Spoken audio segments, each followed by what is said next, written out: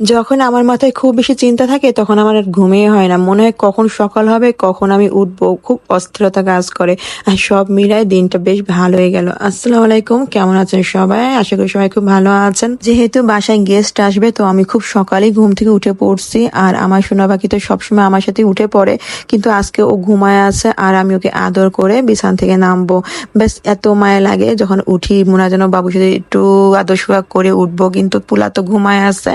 তো যাই হোক, যেহেতু সকালবেলা উঠছে, উঠে এই যে আমার বারান্দায় চলে আসছে, দেখেন না একা একা সে কত সুন্দর অনুভূতি নিচ্ছে না। মানে সে একাই দুলছে তো দুলছে। তো ঘুম থেকে উঠেই সবকিছু ভিজাই ফেলাইছি। মানে ভোরবেলা যদি এসব না ভিজাই রাখি তো কখন আর রান্না বান্না করবো, এই চিন্তায় আমার রাতে ঘুমই ধরে না।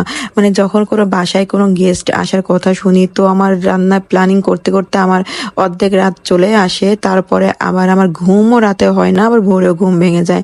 তো যেহেতু আর ফ্রিজের জিনিস আগেতে বের করে না রাখলে খুবই একটা ঝামেলায় পড়ে যেতে হয়, কিন্তু তার ভিতরে আমি সবসময় ভুল করে সেটা হচ্ছে ডিপ করা যে মশলা দই থাকে না, আমি ওইগুলো বের করতে আমার একদমই মানে মনেই থাকে না। তো এই জন্য আমি মানে একদম সাথে সাথে সবকিছু করে ফেলি যাতে করে আমার কোনো কিছু মিস না হয়। তো সবার আগে যেগুলো খুবই একটা ভারী কাজ, মানে ডিম সিদ্ধ করে রাখা, পেঁয়াজ, এগুলো আগে থেকে সবকিছু করে রাখছি সকালবেলা উঠে। আর আমি টুকটুক করে সবকিছু রান্না বসাইও দিচ্ছি। এটা হচ্ছে ডিমের কোরমা করব। আর এই কোরমা রান্নাটা আমার হাতে কিন্তু খুব মজা হয়, সব রান্নাই মজা হয়, কিন্তু তারপরেও বললাম আর কি। তো এক এক করে আমি অত বেশি কিছু দেখাবো না, হালকা পাতলা করে সবকিছু দেখাই দেবো। আর এই মুরগিটা নিয়ে হয়ে গেছে আমার চিন্তা। চাইছিলাম রোস্ট করব, কিন্তু আমি ভেবে পারতেছিলাম না এটা সোনালী মুরগি নাকি দেশি মুরগি, কারণ ঈদের আগে সবকিছু বাজারে আমি অত খেয়াল করে রাখি নাই।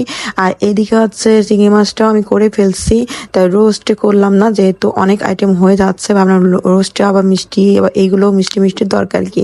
আর এটাতে আমি দিয়ে দিলাম দুধ, গরুর দুধ, তারপর হচ্ছে চিনি, মানে গরুর দুধ দিলাম, পাউডার দুধ দিলাম। তো এটা খেতে তো ভীষণ মজাই হবে। আর চিংড়ি মাছটা তো ঘিরানে, আসলে এটার কথা কি বলবো, আমার তো জিভে এমনিতেই পানি চলে আসে। আর এদিকে চিকেন স্টিকটা বানাবো, তার জন্য এটা অনেক করে প্ল্যানিং করা হয়েছে, আগে থেকে একদমই না। আগে থেকে হলে হয়তো আমি আরো আগে থেকে এটা মেরিনেট করে রাখতাম, কিন্তু হঠাৎ করে এটা প্ল্যানিং করা। তো যেহেতু রোস্ট করবো তো চলো একটা অন্য কিছু করি, একদম আলাদা কিছু। তো এই জন্য আর কি করে রাখা সবকিছু। আসলে সকাল থেকে যদি আপনি রান্না বান্না গুছায় রান্না করতে পারেন তাহলে কিন্তু টাইম টেবিল খাবার দেওয়া যায়, কিন্তু যদি একটু ঘুমটা বেশি হয়ে যায় তখন ওই যে প্যারাটা বেঁধে যায়, তাড়াহুড়াতে অনেক সময় অনেক কিছু আমরা ভুলেও যাই। যেমন এটা আমি আগে থেকে মেরিনেট করে রাখিনি। ঈদের পর এই ফার্স্ট টাইম বাসাতে আমি এত কিছু রান্না বান্না করতেছি, কারণ মায়ের বাসাতে আমি ঈদের দাওয়াত ছিল, ওখানে ঈদ করলাম, ভাই নিয়ে গেছিল। তো ভাইদের সাথে ঈদ করা, মায়ের সাথে ঈদ করা, তো আমার তো আর কিছুই করা লাগেনি, রান্না বান্না কাজ কাম কিছুই না। তো আমার বাসাতে আজকে ঈদ বলতে গেলে মানে ঈদের মতনই আমি একদম সবকিছু করব, যেহেতু গেস্ট আসবে বাসাতে, তো খুব মজা মজা রান্না করতে হবে। জায়নের আব্বুর গেস্ট আসবে, তো তার জন্য তো এটা আলাদা স্পেশাল করতেই হবে। তো এখানে আমি এগুলো আস্তে আস্তে করে সব বানায় নিচ্ছিলাম। আমার আসলে খুব আলসেমি লাগে নিজের জন্য, কিন্তু অন্যের জন্য মানে যত পারি করলে মনে হয় আমার কম হয়ে গেছে।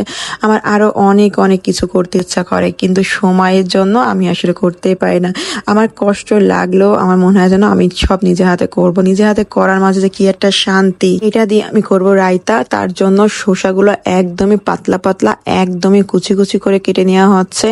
আর রায়তার সাথে তো ওইটা খেতে ভীষণ মজা লাগবে, এই জন্যই ভাবলাম যে যেহেতু সবকিছু একটু ঝাল টক মিষ্টি, তার সাথে দুটো রায়তা হয়ে যায় তো খেতে কিন্তু জমে যাবে। তো কেমন হয়েছে এটা বানানো বলেন তো। তো আমি এটা রিল আকারে দিয়ে দেবো, আপনারা চাইলে দেখে নিতে পারেন কিভাবে কি করলাম। তো মোটামুটি এটা হয়ে গেছে, খেতে কিন্তু ভীষণ স্বাদ হয়েছিল, বিশ্বাস করেন। নিজে বানালাম বলে বললাম না, যারা খেয়েছে তারাই কিন্তু সুনাম বলে গেছে, তো এই জন্যই বললাম। জায়ানকে একদম ঈদের ড্রেস পরায় আমি রেডি করে ফেলছিলাম, কিন্তু বাবু সোনার যে একটু ভিডিও নিব আমি সেটা আমার রান্নার চাপে একদম ভুলে গেছি। সমস্যা নেই, পরে কখনো নেওয়া যাবে, তাই না। তো এদিকে এটা কিন্তু ফ্রাই করা হয়ে গেছে, আর আমি টেবিলটাও সুন্দরভাবে রেডি করে দিচ্ছি। এখন গেস্টও কিন্তু চলে আসছে বাসাতে, সবাইকে খেতে দেব। আর সবাই যা যা মতো করে নিয়ে খাবে, যেহেতু সবাইকে সবকিছু বেড়ে দেওয়াটাও অনেকে পছন্দ করে না। অনেকে আছে যে নিজে বেড়ে বেড়ে খেতে কিন্তু ভীষণ ভালোবাসে। তো এই হলো আমার আজকের ঈদ, মানে আমার ঈদ হয়ে গেল বাসাতে। তো কেমন লাগলো ভিডিওটা অবশ্যই বলেন। সব ভালো থাকবেন, আল্লাহ হাফেজ।